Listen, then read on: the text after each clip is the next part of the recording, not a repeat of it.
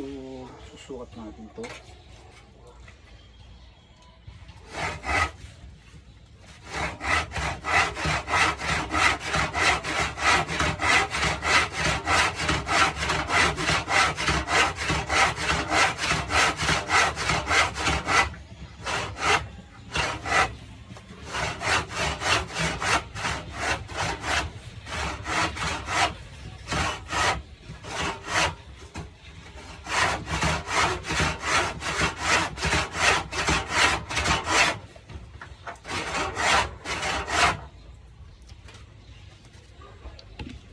Magsasayaw, baby.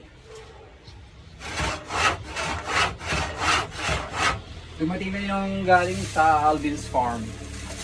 Dalawang 1/4 na African night crawlers. So itong dating dress na drawer, closed drawer na plastic, lalagyan ko na lang ng harang dito sa harap para maging worm bin.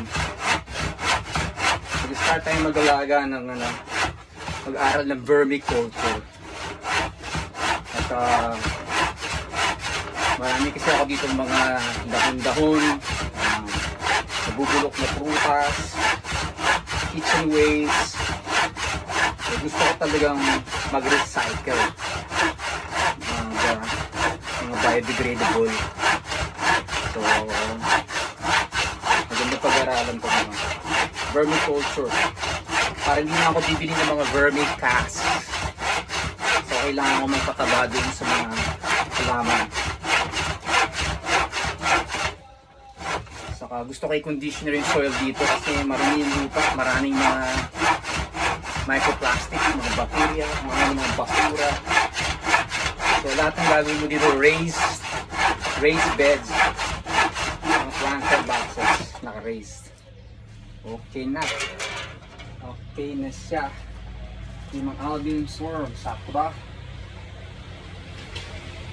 Saktoy mo. Ayun. Sumakto ba? Ayun, sumakto naman. Alright. Alright. So ito yung step 1. Haharangan natin itong ating mga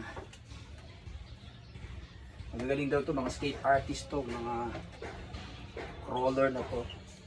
So isisil ko na lang yan ng clay. So as you can see, simple lang. Ito yung drawer, oh. Kinalas-kalas ko, ginawa ko na lang siyang planter box. Yung gagawin ko tong worm bin. So ganyan ang setup niya. So lalagyan ko na ng bedding. Kuha tayo ng mga rice trunks, na chopped rice trunks.